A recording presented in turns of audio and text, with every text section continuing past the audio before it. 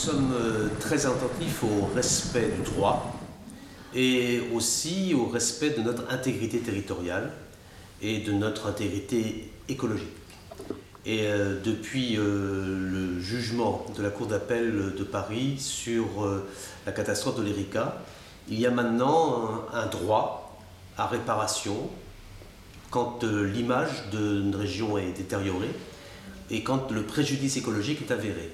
Et donc nous estimons qu'il faut que ces droits soient respectés, et c'est aussi une manière de contribuer à dissuader l'irresponsabilité ou l'insouciance dont beaucoup font preuve en matière de navigation maritime. Ah, que la catastrophe aurait pu être évitée, oui. Si le bateau était resté au port, il ne se serait pas échoué par définition. Je ne dis pas que rien n'a été fait depuis l'Erika. Il y a eu au niveau européen beaucoup d'avancées dans le contrôle des sociétés de classification, dans le contrôle des bateaux. Celui-là d'ailleurs avait été contrôlé peu de temps auparavant, il était en état de marche normal. Il y a encore des insuffisances, et en particulier sur un point qui est l'autorisation de sortie de bateaux du port. Je prends souvent l'exemple de l'aviation. Lorsqu'un commandant d'avion, même si c'est un gros avion, estime qu'il est en condition d'affronter éventuellement une tempête ou une grêle ou des difficultés particulières, et qui dit je veux partir, je peux partir.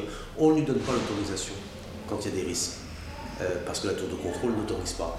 Pour la mer, il n'y a pas d'autorité de ce type. Donc un bateau répond aux ordres de son capitaine, ni plus ni moins. Et donc nous pensons qu'il faut dans certains cas qu'il y ait une capacité d'interdiction.